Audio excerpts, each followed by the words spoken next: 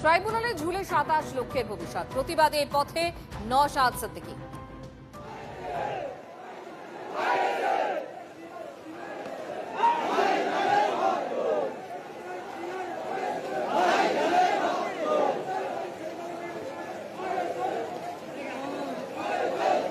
নওশাদ সিদ্দিকীর পথে প্রতিবাদে এই মুহূর্তে সেই ছবি আপনাদের দেখাচ্ছি। 27 লক্ষের ভবিষ্যৎ এখনো ট্রাইব্যুনালে ঝুলে রয়েছে, তারই প্রতিবাদে মিছিল।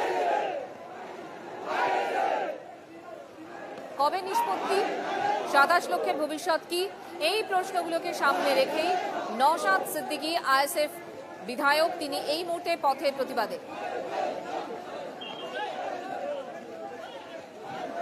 সায়ন্ত ভট্টাচার্য আমাদের প্রতিনিধি এই মুহূর্তে আমাদের সঙ্গে রয়েছে। সায়ন্ত, এই যে পথে প্রতিবাদে মিছিল, আসলে উদ্দেশ্যটা কি, লক্ষ্যটা কি?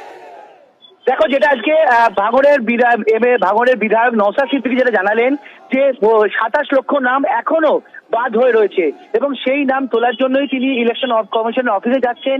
একই সঙ্গে যেভাবে অবৈধ নির্মাণ এবং সেই অবৈধ নির্মাণ ভাঙা হচ্ছে তারও তিনি পক্ষে রয়েছেন, তবে কোনোভাবে যেন মানুষের সমস্যা নয় সেটাও তিনি জানালেন। তবে আজকে মূল লক্ষ্য তিনি যে মিছিল করলেন, মূলত এই যে 27 লক্ষ নাম বাদ গিয়েছে এসআইআর কারণে, সেই নামগুলোর মধ্যে যেন বৈধ নাম সেইগুলো ভোটার তালিকায় ঢোকানোর ক্ষেত্রে যাতে ইলেকশন কমিশন সক্রিয় হয় সেই জন্যই আজকে মিছিলের ডাক দিয়েছিলেন এবং মিছিল রানী রাসমণিতে শেষ হওয়ার পর তিনি এখন বর্তমানে সিও দপ্তরে গিয়েছেন। ধন্যবাদ সায়ন্ত।